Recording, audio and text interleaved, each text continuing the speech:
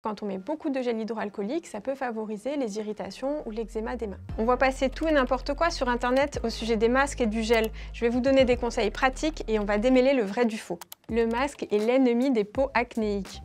C'est vrai que ça a tendance à favoriser l'acné, on parle même de masque-nez, une sorte de jeu de mots pour parler de l'acné qui sort sous le masque. Parce que quand on augmente un petit peu la température au niveau du visage, qu'on augmente la sécrétion de sébum comme avec le masque, surtout si on a des cosmétiques assez occlusifs, c'est-à-dire assez gras en dessous, eh bien ça peut tout à fait favoriser les boutons.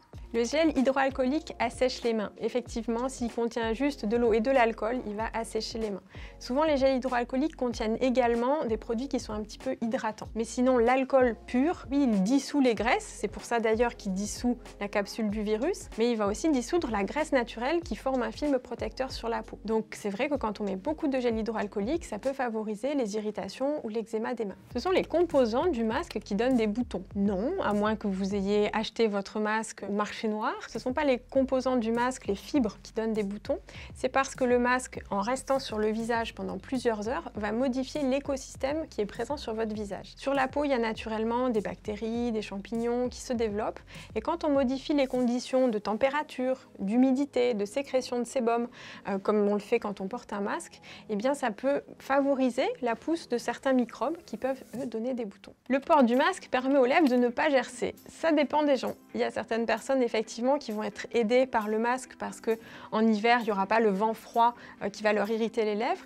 Et d'autres personnes, au contraire, vont avoir tendance à avoir les lèvres plus gercées parce que quand on porte un masque, en fait, on a tendance déjà à moins boire et ensuite à plus respirer par la bouche. Et du fait que l'air est contenu devant la bouche, ça fait un effet de petit ventilateur qui peut plus assécher les lèvres. Donc les petits conseils pour sauver ses mains, c'est d'essayer d'alterner entre le gel hydroalcoolique et le savon. De ne pas utiliser forcément que du gel hydroalcoolique toute la journée, mais si possible, se laver plutôt les mains au lavabo avec un savon très doux, un savon sur gras ou une huile nettoyante, bien se sécher les mains et appliquer, si possible, un peu de crème hydratante systématiquement après chaque lavage de mains, ou au moins le soir quand on va se coucher.